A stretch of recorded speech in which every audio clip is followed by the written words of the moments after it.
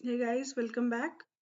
हमारे last video में हम समझ रहे थे कि डेफिनेशंस क्या क्या होते हैं।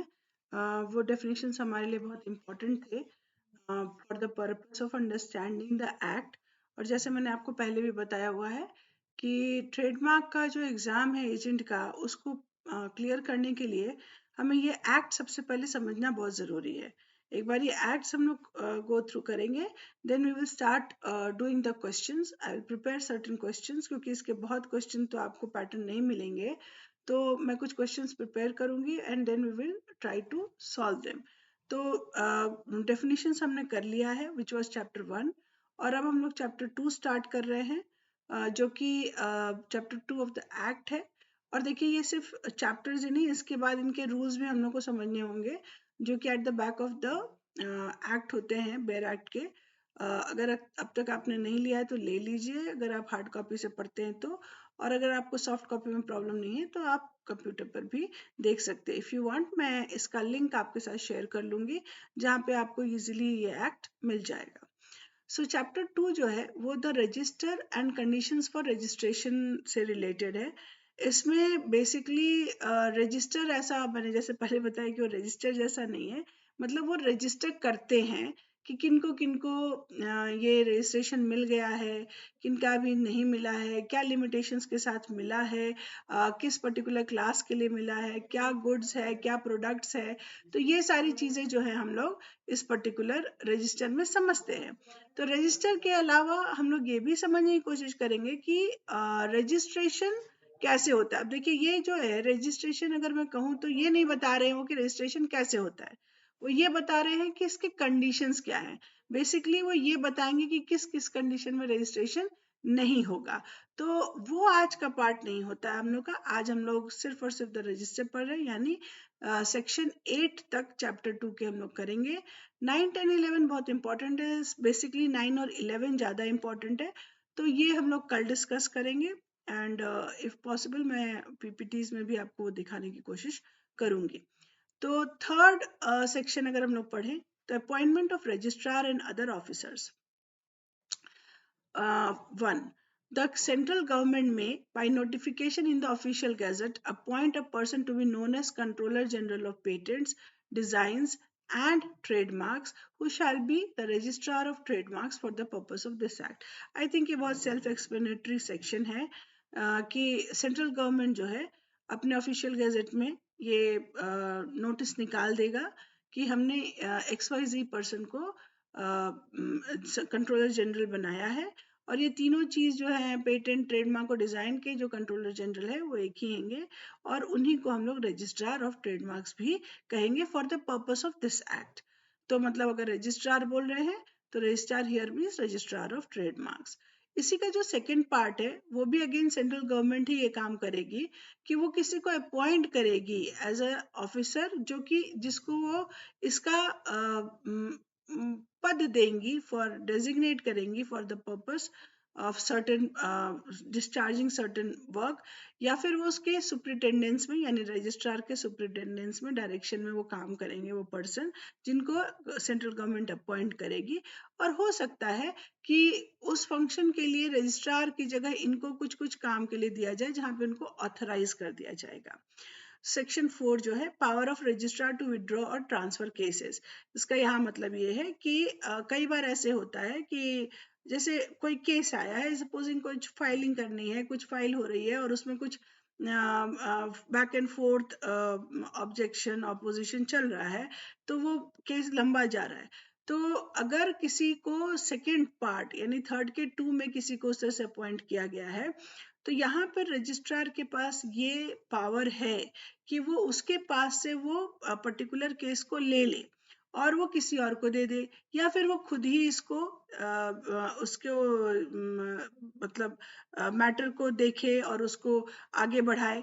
बट ये उसके पास दो कंडीशन है, या तो जिस वक्त उसने लिया, जो 3(2) के अंदर में जिस तरह का ऑफिसर अपॉइंट हुआ है, उससे उसने लिया, यानी किसने लिया, रजिस्ट्रार ने लिया, तो वो जिस पोजीशन पे लिया, जिस पॉइंट पे लिया, जिस स्टेज पे लिया, वहां से वो आगे बढ़ा दे।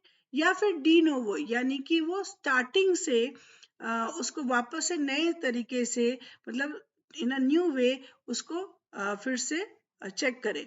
तो ये वो कर सकता है, या फिर रजिस्ट्रार किसी और को भी ये डायरेक्शंस दे सकता है, किसी और ऑफिसर को अपॉइंट कर सकता है कि तुम ये पर्टिकुलर केस को तुम चेक करो, तुम इसका प्रोसीडिंग्स देखो, या तो तुम उस स्टेज से देखो जिस स्टेज में तुमने ये लिया है, या फिर डी नोवो यानी स्टार्टिंग से देखो। तो ये हो गया आपका 4।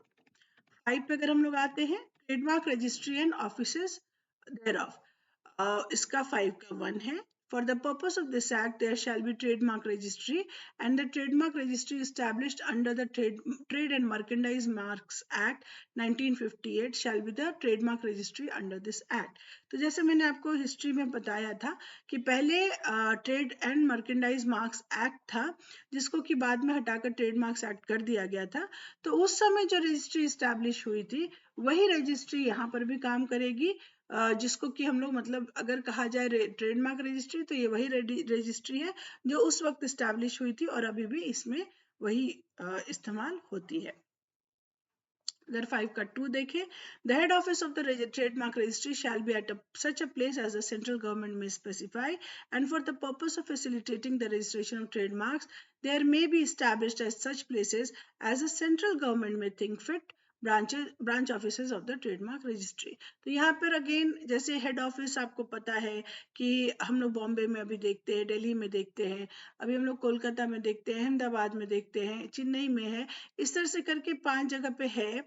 तो ये क्या है, हेड ऑफिस के अलावा जो गवर्नमेंट है, सेंट्रल गवर्नमेंट है, स्टेट नहीं, सेंट्रल गवर्नमेंट समझेगी कि हम लोग को यहाँ यहाँ भी इस्टेब्लिश करना होगा हेड ऑफिस के अलावा ब्रांच ऑफिसेस, तो ये वो इस्टेब्लिश कर सकती है। तो अभी 5 जगह, इसके अलावा और भी जगह पे हो सकता है। द सेंट्रल गवर्नमेंट में by notification in the official gazette define the territorial limits within which an office of the trademark registry may exercise its function. जैसे फॉर एग्जांपल कोई पटना का केस है, कोई पटना में फाइलिंग कर रहा है, तो उसका जोन डिफाइंड है, कौन सा जोन होगा, उसको कोलकाता में उसको रजिस्ट्री कराना होगा। मान लीजिए वो अगर झारखंड में है तो उसको कोलकाता में कराना होगा। इस तरह से हर एक जोन का टेरिटोरियल लिमिट जो है वो डिफाइंड है, और उसी टेरिटोरियल लिमिट में आपको अपना रजिस्ट्रेशन कराना है। तो आप कैसे डिसाइड करते हैं टेरिटोरियल लिमिट अपने फाइलिंग का? आप का जहाँ पर बिजनेस एस्टैब्लिश्ड है, जहाँ पे आपका प्रिंसिपल प्लेस ऑफ बिजनेस है, उसके बेसिस पर डिसीजन होता है कि आपका किस जोन में फाइलिंग होगा। ठीक है, बट ये मेन जो सेंट्रल है उसके बाद ही बाकी जगह पर, यानी जो हेड ऑफिस है उसके वहाँ पे प्राइम ऑफिस ही चेक होता है, उसके बाद ही वो आगे के ऑफिस में जाता है। There shall be a seal of the trademark registry, क्योंकि आपको सर्टिफिकेट मिलता है तो उसमें जनरली ये सील दिखता है। The register of the trademarks इस 6 सेक्शन है, उसका पहला कैसे रजिस्टर है, क्या है वो रजिस्टर।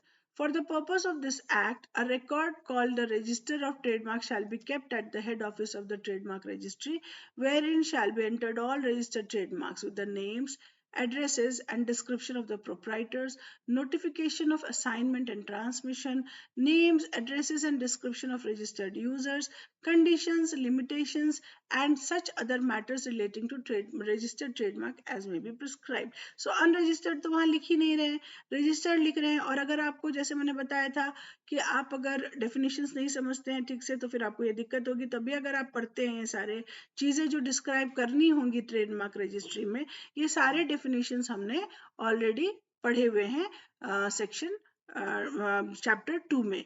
सो proprietors, notification, assignment, transmission, registered user, condition, limitations, ये सारी चीजें जो है हमने ऑलरेडी पढ़ ली हुई है, तो ये मुझे बताने की अभी जरूरत नहीं है। अगर मैं 6 का 2 देखूं, not with standing anything contained in subsection 1, it shall be lawful for the registrar to keep the records wholly or partly in computer floppies, diskettes, or in any other electronic form, subject to such safeguards as may be prescribed. तो ये जैसे उस वक्त तो यही main था, floppies and disc. तो अभी क्या है, अभी वो ऑनलाइन ही सेफ गार्ड कर रहे हैं, तो उसको ऑनलाइन आपको एक्सेस है वो उसी तरह से उस वक्त कंप्यूटर फ्लॉपीज था। बट इन्होंने ये साफ साफ कह दिया है कि ये जो भी उस समय प्रिस्क्राइब रहेगा उसके बेसिस पर ये उसको रजिस्टर या रिकॉर्ड को रखेंगे। तो ये कह रहे हैं कि 1 जो है उसको उसको सरपास करके आप कुछ नहीं करेंगे. Where such register is maintained wholly or partly on computer under subsection 2 excuse me, any reference to this act to entry in the register shall be construed as the reference to any entry as maintained on computer or any other electronic form. जैसे मैंने बताया आपको. No notice of any trust, express or implied or constructive shall be entered in the register, and no such notice shall be receivable by the registrar. अब देखिए ये बहुत clear है कि यहाँ पर वो कुछ पर्सनल प्रमोशन या कुछ ऐसी चीजें जिनको नहीं यहाँ पे रहना चाहिए, नहीं बायस्ड कुछ नहीं होना चाहिए, ये चीजें वहाँ पे नहीं दिखनी चाहिए उस रजिस्टर में. इसके अलावा मतलब वो किसी तरह से भी एक्सप्रेस्ड भी नहीं होना चाहिए, इम्प्लाइड भी नहीं होना चाहिए, कंस्ट्रक्टिव भी नहीं होना चाहिए. ये सारे टर्म्स जो हम लोग जब लाइसेंसिंग पढ़ते हैं, कॉन्ट्रैक्ट्स पढ़ते हैं, तो उसमें ये होते हैं. मतलब आपको वो विजिबल नहीं होना चाहिए कि आप किसी एक पर्टिकुलर चीज को आप प्रमोट कर रहे हैं या उसको निगेट कर रहे हैं. Fifth is the register shell be kept under the control and management of the registrar. Obvious है कि रजिस्ट्रार इसका हेड है, तो उसको ही ये सारी चीजें देखनी है. जैसे कंपनी का क्या है, कंपनी का एक रजिस्ट्रार होता है जो सारे रिकॉर्ड्स कीप करता है for related to a company, उसी तरह से यहाँ का भी एक रजिस्ट्रार है. इसी का सिक्स्थ पॉइंट है, there shall be kept at each branch office of trademark registry a copy of the register and such of other documents mentioned in section 148 as a central government may by notification in the official gazette direct. तो 148 क्या है, जब कोई चीज जैसे open records में होना चाहिए, हम लोगों को दिखना चाहिए. जैसे अगर आज के डेट में आप ट्रेडमार्क का आईपीआर का वेबसाइट देखते हैं और ट्रेडमार्क्स देखते हैं, किसी भी पर्टिकुलर ट्रेडमार्क के से रिलेटेड जितने भी डॉक्यूमेंट्स अपलोड किए गए होंगे वो पब्लिक रिकॉर्ड्स में हैं. आप पब्लिक जो पब्लिक डोमेन में है, पब्लिक किसी भी मोमेंट में उसको चेक कर सकती है, डाउनलोड कर सकती है. तो ये इस तरह की चीजें जो है वो 148 ने बताया है. इसके अलावा सेंट्रल गवर्नमेंट अगर किसी चीज के लिए डायरेक्ट करती है नोटिफिकेशन इन ऑफिशियल गजेट के थ्रू, तो उसको भी आपको दिखाना पड़ेगा या कॉपी उसकी रखनी पड़ेगी. Seventh point of the sixth section, the register of the trademarks, both part A and B, existing at the commencement of this act, shall be incorporated in and form part of register under this act. तो A and B मैं बताऊंगी थोड़ी देर में आपको, but ये समझ लीजिए कि सारी चीजें जो उनसे रिलेटेड हैं वो आपको रजिस्टर में मेंटेन रहनी चाहिए, और अगर वो 148 में है तो किसी पब्लिक के को भी चाहिए होगी तो दे सकते हैं. Classification of goods and services मैंने आपको पहले ही बताया है कि क्लासिफिकेशन 1 से लेकर 45 क्लासेस हैं, जिसमें से 1 से लेकर 35 तक गुड्स हैं, 36 ऑनवर्ड्स सर्विसेज हैं. तो ये क्लासिफिकेशन जो है वो हमने अपने खुद से नहीं बना लिया है, इंडिया ने अपने हिसाब से. ये इंटरनेशनल क्लासिफिकेशन का मेथड है, वाइपो ने दिया है. उसके अलावा इंटरनेशनल ऑर्गेनाइजेशंस ने इसको क्लासिफिकेशंस को एक्सेप्ट किया है, तो उसी को हम लोगों ने भी एक्सेप्ट किया है क्योंकि हम सिग्नेटरी हैं उसके. तो हमने उसको एक्सेप्ट किया और हमने अपने रिकॉर्ड्स में उसी तरह से उसको मेंटेन किया है. सो अगर उससे कुछ क्वेश्चन इशू उठ जाती है कि किस गुड या के गुड्स में आ रही है, सर्विसेज में आ रही है या किस क्लास में आ रही है, तो यहाँ पर रजिस्ट्रार का जो डिसीजन है वो फाइनल हो जाता है. आज का लास्ट सेक्शन पढ़ रहे हैं हम लोग, publication of alphabetical index. The registrar may publish in the prescribed manner an alphabetical index of classification of goods and services referred to in section 7. तो जैसे मैंने बताया है, आपको वो पूरी तरह से क्लासिफिकेशन प्रॉपरली मिलती है. आप आईपीआर की वेबसाइट पे जाते हैं तो वहाँ पे भी क्लासिफिकेशन है. उसके अलावा बहुत सारे प्राइवेट डेटाबेसेस भी हैं जिन्होंने इनको मेंटेन करके रखा है. For example India filings and all, उसके भी वेबसाइट्स पे जाकर आप चेक कर सकते हैं. Second, where any goods or services are not specified in alphabetical index of goods and services published under subsection 1, the classification of goods or services shall be determined by the registrar in accordance with subsection 2 of section 7. क्योंकि subsection 2 of section 7 क्या बोलता है कि registrar का decision final होगा. तो registrar in accordance with the requirement में भी उसको अगर नहीं हो पा रहा है क्लासिफाई जो इंटरनेशनल स्टैंडर्ड्स है, तो रजिस्ट्रार खुद के पावर से उसको क्लासिफाई कर सकता है, and that will be finally accepted. दो so you cannot change that or you cannot argue on that or question that. Okay, so we are stopping over here. Absolute grounds for refusal important topic है, और relative grounds of refusal which is section 9 and section 11. कल हम लोग उसको बहुत detail में पढ़ेंगे and will try to finish it off tomorrow. Okay, thank you.